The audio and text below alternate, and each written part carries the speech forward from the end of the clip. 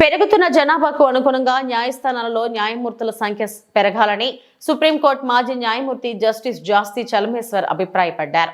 పశ్చిమ గోదావరి జిల్లా Narsapuram bar association ఆధ్వర్యంలో నిర్వహించిన కార్యక్రమానికి ఆయన ముఖ్య అతిథిగా విచ్చేసి మాట్లాడుతూ దేశంలోని అన్ని న్యాయస్థానాలలో పెండింగ్ కేసుల సంఖ్య రోజురోజుకి పెరిగిపోతున్నాయన్నారు. వీటిని తగ్గించాలంటే మారుతున్న పరిస్థితులకు అనుగుణంగా న్యాయ వ్యవస్థలో సమర్థత పెరగాలన్నారు. హైకోర్టు న్యాయమూర్తులు జస్టిస్ సురేష్ రెడ్డి జస్టిస్ మాట్లాడుతూ న్యాయవాదులు కేసులు చేయటమే కాకుండా పౌర సమాజానికి ఉపయోగపడే విధంగా నైపుణ్యాలను పెంపొందించుకోవాలన్నారు. సీనియర్ న్యాయవాదులు సంపద లాంటి వారిని వారు ఓపిక ఉన్నంత వరకు న్యాయస్థానాలకు రావడం వల్ల న్యాయ సంఘాలలో క్రమశిక్షణ పెరుగుతుందన్నారు.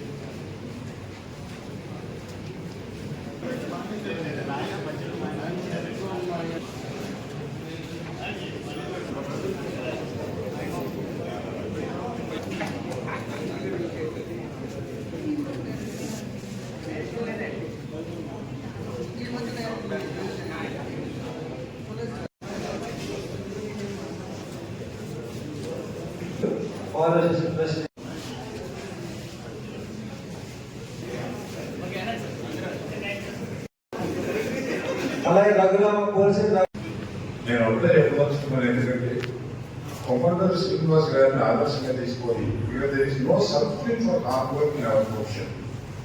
సో ఆయన జీవితాన్ని ఆదర్శంగా తీసుకొని అడ్వకేట్స్ అందరూ ఫాలో కావాలని విజ్ఞప్తి చేస్తున్నాను.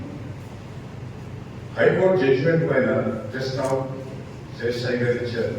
There is no appeal provision to the high court. Now appeal lies to the supreme court. ఈ అవకాశం ఇచ్చిన పెద్దలందరికీ ధన్యవాదాలు. వేదిక అలంకరించిన సోదర న్యాయమూర్తులు, న్యాయవాదులు, శ్రీనివాస్ కుటుంబ సభ్యులు, పెద్దలు అందరికీ నమస్కారం. 50 ఏళ్ళ నాడు సరిగ్గా 50 ఏళ్ళు 1973 డిసెంబర్లో నేను ఆంధ్ర యూనివర్సిటీలో కార్పొరేటర్ రామకృష్ణ యువతరానికి తెలుసుకోకపోవచ్చు. 70 సంవత్సరం ఆంధ్రప్రదేశ్ చరిత్రలో ఒక ముఖ్యమైన ఘట్టం. ఒక 9 నెలల పాటు రాష్ట్రం అంతా అప్రాకూలమైపోయి ప్రత్యేక ఆంధ్ర కావాలనే ఒక ఉద్యమం రాష్ట్రం స్తంభించిపోయి విద్యా సంస్థలన్నీ మూతపడి చాలా కలవడం జరిగింది. మొదటి సంవత్సరం నేను సిద్ధార్థ హాస్టల్లో ఉండేవాడు. ఆంధ్ర యూనివర్సిటీ విద్యార్థులు ఉంటే వాళ్ళు తెలుస్తుంది హాస్టల్స్. సిద్ధార్థ హాస్టల్లో గ్రౌండ్ +2 బిల్డింగ్ అది. నేను గ్రౌండ్ +1లో ఫస్ట్ ఫ్లోర్లో ఉండేవాడిని. 237 రూము. ఆ రూమ్లో 4 సీటర్ రూమ్. అన్ని 4 మధ్యలో ఒక మా బ్యాచ్కి శ్రీనివాస గారి బ్యాచ్కి నక్షత్ర బ్యాచ్లో ఉన్న దస్తగిరి ఒక ప్రాక్టీస్ చేస్తున్నాను. వీళ్ళందరూ ఒక రూమ్లో ఉండేవారు. ఒకే ఫ్లోర్లో ఉండేవాడు కాబట్టి చెప్పడం ముఖం చూసుకోవడం పెద్దగా శ్రీనివాస్ గారు నాకు స్నేహితులు అందించారు.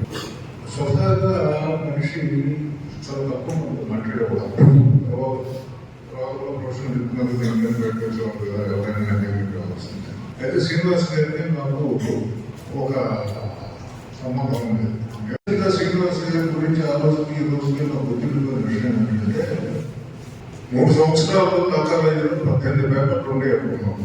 6 సెమిస్టర్కి 3 పేపర్లు, 3 ఆకులు 18 పేపర్లు. 18 పేపర్లు ఒకేసారి ఫైనల్ ఇయర్లో రాసిన స్టూడెంట్ నాకు తెలిసి శ్రీనివాస్ ఉండేదని నాకు తెలుసు. ఏ పేపర్లు తాగలేదు అంటే మేము రాకుండా జరిగిపోయి చరిత్ర.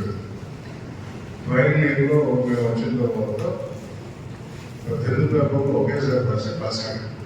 ఆఖరి 3 నెలలు పరీక్షల ముందు రూమ్ నుంచి బయటకు వచ్చి ఉంటారు. టిఫిన్ కూడా రూమ్ తెప్పించుకున్నాం. ఆనంద్ చెప్పాను కదా క్లాస్ మీద పాల్పరిచారు నాయుడు శ్రీనివాస్ పాల్పరిచారు.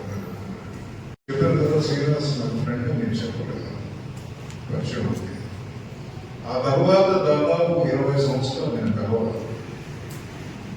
నాకు మొన్న తెలిసింది ఎడ్యుకేటర్కి నాగరాజన్ వచ్చినప్పుడు శ్రీనివాస్ కాలం చేసినట్టు కూడా నాకు తెలియదు. కాలం చేసిన తర్వాత నీకు సంస్కృతం ఏమో చెప్పారు. వచ్చినప్పుడు రంగరాజన్ అడిగాను బాబు ఎప్పుడు జరిగింది అని. అంటే ఆయన ఇప్పుడు సరిగ్గా మీరు రిటైర్ అయిన వదిలేదు జూన్ 20 నేను రిటైర్ అయిన వస్తూ శ్రీనివాస్ గారు రిటైర్ అయిపోయి కొంచెం విచిత్రమైన యాక్సిడెంట్. బార్ అసోసియేషన్ ఇన్విటేషన్, మఫ్సల్ బార్ ఇన్విటేషన్ నార్మల్గా నేను రిజెక్ట్ చేయలేదు. ఎందుకంటే మఫ్సల్ బార్ మీద నాకు ఒక ప్రత్యేకమైన అభిమానం ఉంటుంది. నిర్దాక్షిణ్యం ఫోటోలు పరిశ్రమ అది మర్చిపోలేదు. ఎందుకంటే లేకపోతే జరుగు చూస్తున్నాం కదా 50,000 40,000